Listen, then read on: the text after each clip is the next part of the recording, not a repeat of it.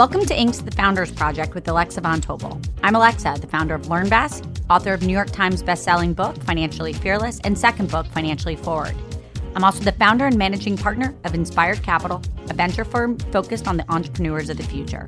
Each week, we sit down with a top founder to share their story of guts, inspiration, and drive.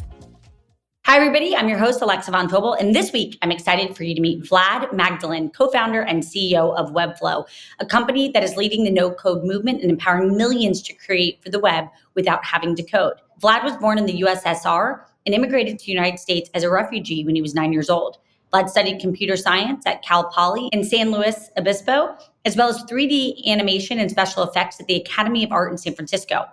This mix of technical and creative disciplines helped him create Webflow, which brings the power of software engineering to designers through an intuitive visual interface. Webflow has grown to over 3.5 million users with a valuation of over $4 billion. And with that, let's welcome Vlad. Let's start with the basics. What's Webflow in your own words? And for everybody out there who maybe hasn't come across Webflow, talk about the origin story. Where did you guys start? Thank you, Alexa. First of all, it's really great to be here. I'm honored to be here. Webflow is a professional website builder. So it allows people to create things with no code that typically software engineers have to create. The kinds of websites that are, like apple.com, stripe.com, webflow.com, like really, really sophisticated websites that in the past might have taken months to create. Webflow can do it visually and allows designers to, using their imagination and creativity, build things that are on par with something that used to be done with code. And the origin story is actually kind of just that, the combination of my brother being a designer and myself being an early designer, and then learning how to code and seeing how difficult that translation layer was of like having a vision for something, and then seeing how much designers struggled with working with either learning how to code or working with developers, having that whole like back and forth and handoff where there was a lot of frustration with like, this is what I imagine, this is what I want to happen, but this is what how hard it actually is to build for the web.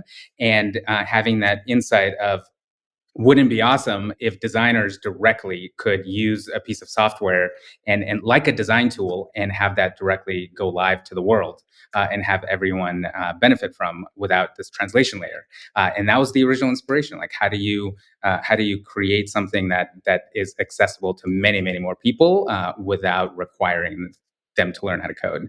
And actually had some inspiration from 3D animation tools. I wanted to be a 3D animator and work for Pixar. And I used and learned some of those tools, which were really rich and powerful. And then coming into web design and seeing that it was basically just Photoshop and a text editor, and thinking, why can't the web design world be just as simple and just as powerful as these visual tools that animators use to create these incredible movies for like Pixar, DreamWorks, etc. So just wanted to create something very similar for the web. And here we are 10 years later with so many people using it. You had a really interesting, wild start, taking a huge risk, not only professionally, but also you were the sole breadwinner of your family with 2 little kids. Where did that conviction come from? Talk through, like, what was the voice in your head that got you comfortable to go take this risk, especially when, again, you're responsible for your family? I think that the 2 words that I would describe that is some sort of exuberant optimism or raw determination to try to make something happen. By the way, that time when I already had 2 kids, so my first daughter was 3 years old and my second daughter was a 1-year-old, had just turned 1. That was the 4th time that I tried to start Webflow. There was 3 other attempts that all failed to a certain degree. Some were, before I was even married, where we ran out of money or I ran out of money. Second time when I was sort of moonlighting, working at Intuit, which was my first like real job out of college. And a third time was a little bit later, also while I had a full-time job where it just, there were so many competitors coming out. This is around 2007, 2008 that I just kind of gave up and also ran out of money or ran out of like motivation to keep going. And the thing that made it really happen in 2012 was the fact that the web was starting to really break through and people started to see it as an entire platform. Like people are starting to build apps on the web. So things like Google Maps, things like even Gmail had shown people that in a browser, it's not just presentational, but you could actually build an entire application in the browser and have it be interactive. And that's what gave me the motivation and the courage to say, like, actually, the web is now ready to build something like Webflow within the browser, which is a tool like Webflow requires access to. Because in the past, if you had to build something similar to it, it would have been like previous tools like Dreamweaver, which were really big industry tools in the early 2000s, but then sort of like faded out because the problem was so hard technically. You kind of had to build your own browser or some emulation of the browser. So it's the combination of that and a series of, I would just describe them as lucky events that gave me this push that I just have to work on this. Otherwise, I'm going to regret it. One of those things was just a random letter that we got in the mail that gave me the trademark for the word Webflow.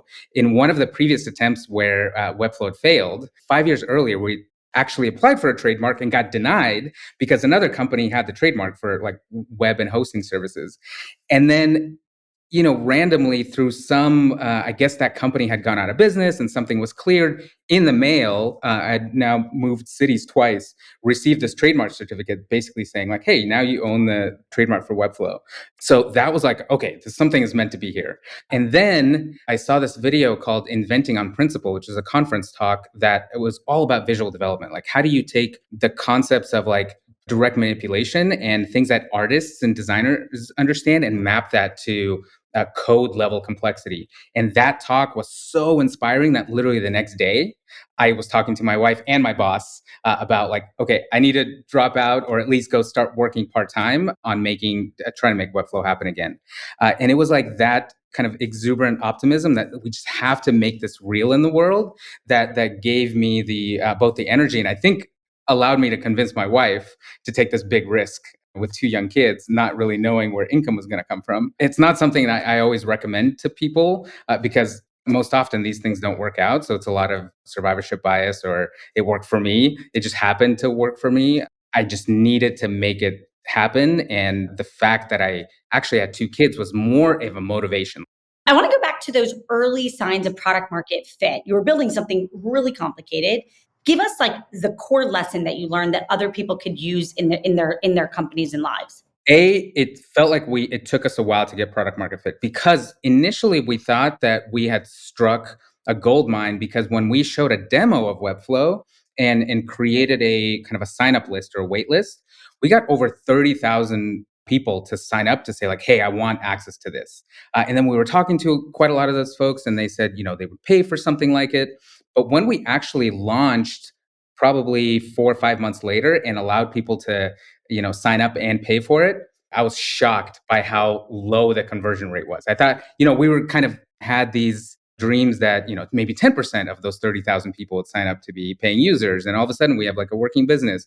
But it was something like 50 people out of those 30,000 because the product was so limited still in what it could do. Like you could literally only build one page and you could literally, you couldn't even have a CMS or a blog or there were no like components that you can sort of like remix. It was essentially the only people it worked with was folks who had already worked with coders and were building websites for clients and had much smaller clients that they could reproduce that sort of value.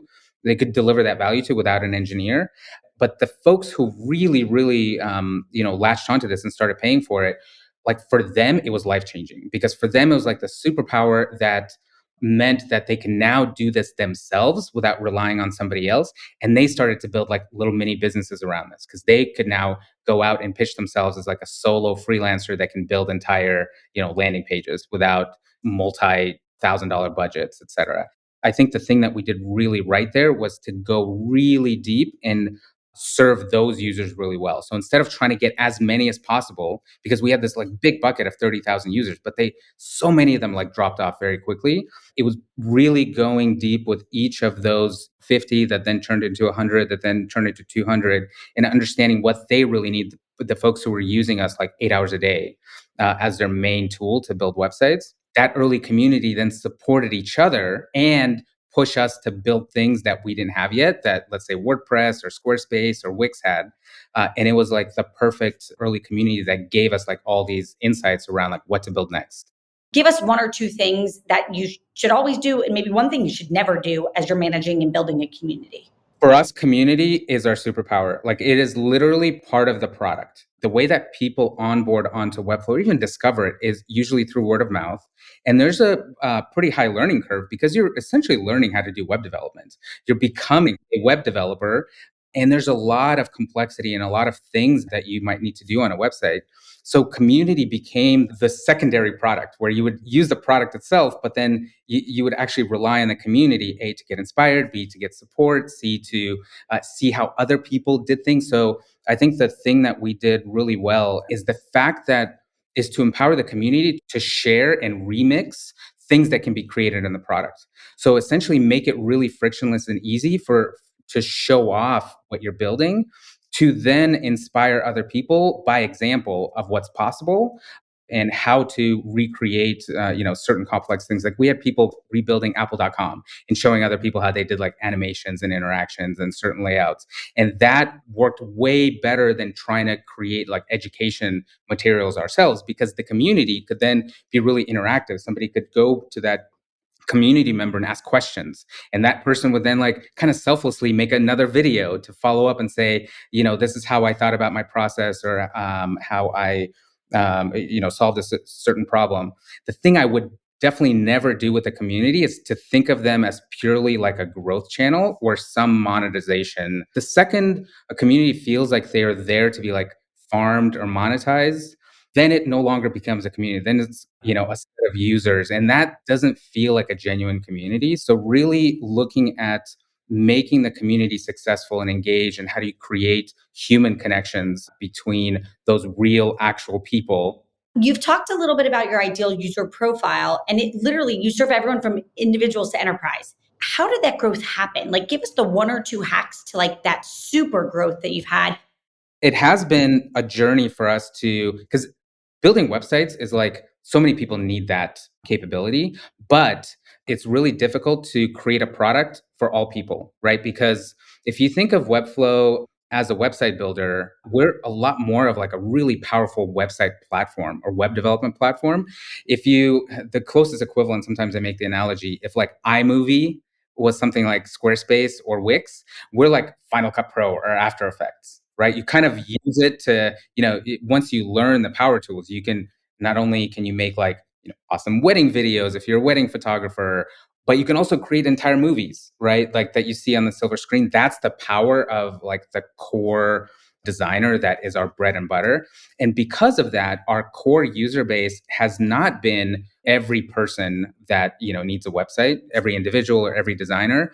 Our bread and butter has been like people who are building professional experiences. So our sweet spot has been everyone who's like in this professional bucket, who is either building for their company or is a service provider, like a freelancer or an agency, helping companies like that, from founders to growth stage companies to like large enterprises, do more and more through visual development and no code, what they would classically do through a coding platform or code directly.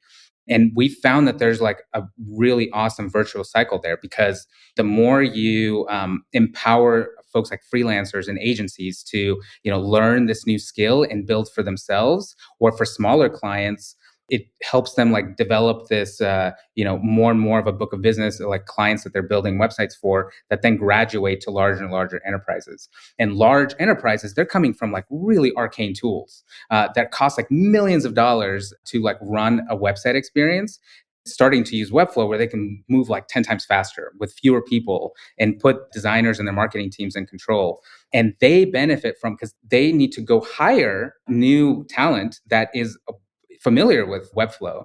And it might take them like 2 or 3 months to train an existing designer to be like an expert in Webflow. So sometimes it's easier for them to go bring in freelancers who have been building websites for smaller businesses and like hire them to be like their new Webflow or visual development expert that like now is like the cornerstone of running their website. So it's not like we have like one perfect target customer. It's like anyone who really needs these powerful professional websites. The number of different users there, from brand designers to marketers to like CMOs, chief marketing officers to chief technology officers, sometimes, who are responsible for running like a website platform. It's kind of all over the place. The key shared goal, though, is how do you create a really powerful website that represents our brand and is not like a cookie cutter template and doesn't give us like constraints that we have to like work around. And the growth didn't come overnight. It was like this slow build of like having to, there's no place where you can go and just convince a bunch of freelancers or agencies to switch to your platform. You kind of have to do this. People first are students, then they learn, they have like smaller clients and they learn as a freelancer themselves. Then they graduate to building larger agencies. Then like, marketing teams notice that and see that they can, by working with an agency, they can see that agency moving like 10 times faster than their internal team. They ask why. They say that it's because of Webflow. So then they kind of go, maybe we should adopt that platform. And it's like this, a lot of word of mouth, a lot of other people convincing other people that there's a better way. And even that said, we're just getting started. We're like less than 1% of active websites on the internet. I'd love to get a sense of how you think about the future of no code and what that looks like. What's obvious to you about where we're headed? Any predictions there? Code is still such a mysterious force. The best analogy I can think of in my own head is just mapping it to literacy. So if you think back 400 years ago, more and more people were learning how to read, right? That was becoming more democratized. In order to distribute knowledge, in order to write a book or publish anything, you had to be a church, a head of state, a really rich person to like afford a printing press or be able to like get those ideas out into the world. So it was like completely imbalanced to who could read and who could essentially consume and who could leverage the full power of that medium of like written thought, et cetera. And in software, we are still in that kind of deep divide. All of us, like, there's still a lot of the world that doesn't have access to the internet, but folks who do have access to the internet, which is now the majority of the world, the vast majority only consume. And the vast minority has this like power of leveraging code to create things that other people see and use and distributing their ideas or actually benefiting from creating solutions that other people like makes other people's lives easier. And we're still in this like only 1% of the world is like harnessing the power of software. And through the next 10 years, if not the next 5 years, software is becoming more and more democratized. Like one part of that is no code tools. Another big shift right now is AI. That it's not just the independent thing, but it can be leveraged by no code tools to essentially help empower people to describe what they want to create and have that actually manifest as working software that then you could use either code directly to like tweak what the code that's generated without having to go through years and years of training in computer science, or to kind of edit and improve things in no-code tools like Webflow. So I think over the next 5 years, we're going to see a huge shift or a huge increase in the demand for how many people are creating things like websites and applications and software enabled solutions. It's not going to be just like the way that engineers are building things right now is going to change. It's going to be a vastly larger amount of people who now have faster and easier access to creating things that classically have been categorized as software. I'd love your predictions of the intersection of no code and generative AI. Here's the funny thing about no code. No code is it's just generating code, right? It's a visual abstraction to code generation. So in a sense, no code tools themselves are generative. They are generating code behind the scenes because they don't replace code. They're essentially like a higher level abstraction to recreating code. And generative AI is just that on steroids, like where if you can generate more and more, if you can teach no code tools to both translate from code and back, which they already do, which is essentially what Webflow does, and other tools like Webflow do. You can now start to create even, like I said earlier, even simpler interfaces to describing whether it's websites or software applications, and having more and more of those like tedious parts of building out a layout or like configuring a database or connecting certain parts of an app to another application in terms of integrations. More and more of the glue work will start to become more conversational. A lot of the tedious parts, a lot of the repetitive parts are going to be delegated to generative AI. Can just generate them or tweak them. Our mission is to bring development superpowers to everyone. That doesn't mean that you have to like become a coder, now you're developing software through either dragging and dropping or talking to an interface to create another interface. And that is a much more human like approach. And we'll be right back after a message from our sponsors. Vlad, I'm going to transition a little bit to you. You were born in the USSR and you immigrated to the United States as a refugee when you were 9 years old. Talk a little bit about what, being a refugee in the United States, like what that gave you you've clearly harnessed it. Tell us how you processed that. I got a new lease on life, essentially, to come from a place where our family wasn't wanted, and the future was like really, really seemed bleak. To come to a country where, like, by default, people believe in you. By default, people want to invest in you, even though we came from the USSR, where the vast majority of movies in the late '80s were like the Russians are the bad guys. People who invested in us, who really believed in us, was so eye-opening that it made me want to be that for other people.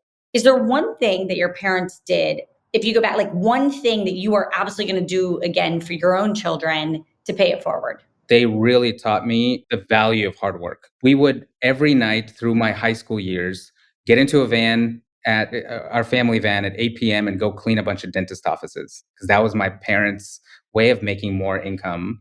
And at first we like grumbled and complained, but then it sort of became like this. We are all contributing to helping the family stay afloat. It taught me that even when there's things that you don't want to do, there's so much value to being A, helpful for others, and B, like nothing comes for free. I never want my kids to like feel like something is being handed to them, or that they know that somehow they can skip a lot of hard work to not only make a living but build character and be responsible. My wife and I have been like making sure that our kids feel a sense of responsibility, and not just chores but things that they are on the hook for. There's this amazing quote that you have. You said, when it comes to making hard decisions, I've leaned more on my morality than on my business sense. Tell me about what that means to you. Honestly, it means like staying within my integrity. It means doing the right thing by people. It means being proud of not just what I am able to change or accomplish, but how I'm able to do that. And I think that it really comes from having experiences that are like the opposite of that, where, I've seen like some decisions be made that are like way more callous based on, what might be good for a business, et cetera. There's like obviously balance to this, but to me, like deep in my heart, I always think of like what would I be proud of on my deathbed of doing, and it always comes down to how you treat people, how you actually form relationships, what you value, rather than like what financial metrics you accomplish. One of your co-founders is also your brother. One tip on how to have and maintain a great co-founder relationship.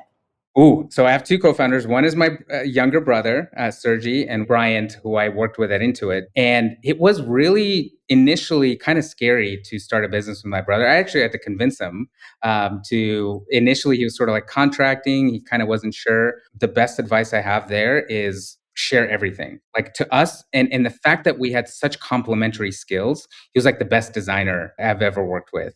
And I think he would say the same thing about me as an engineer. And we had so much respect and have so much respect for like each other's skills that the other one doesn't have, that it was like the perfect complement. And we had like built-in trust where have a lifetime of you have each other's backs. And over time, our third co-founder Brian became more like a brother, and Sergi became more of like a business partner, that the three of us kind of started to feel the same, where there wasn't like a distinction between, oh, well, because Sergi's my brother, I operate with him differently, or because Bryant is, a co-founder that was a previous coworker, it like feels differently. So everything kind of turned into this. Bryant is a quasi brother and Sergi's a quasi co-founder only uh, dynamic, where the three of us have felt equal. Like everyone has a different experience working with family. I have five other siblings, or four other siblings, six of us total. And some of them I am very close to, but I can't imagine working with. Whereas, Sergi, it's just like was a natural fit from the very start because of like the complementary skills and how much we had worked together in the past. So How do you manage your stress, right? You've been running this company for a decade. Give us like the one or two things that you do to just like actually get through the hard moments. They're almost all relational. So I have two best friends that I spend every Friday morning with. We sometimes call it a coaching session, but it's really a way to just share what's going on and how we can support each other. Like, I cannot imagine going through the last 3 years without that kind of support. My wife is amazing. It's something where I have a partner that, we went through a lot of ups and downs where Webflow is all consuming. And through a lot of conversation and like partnership, it turned into a partnership rather than like Webflow feeling like a third stepchild that is like vying for all this attention.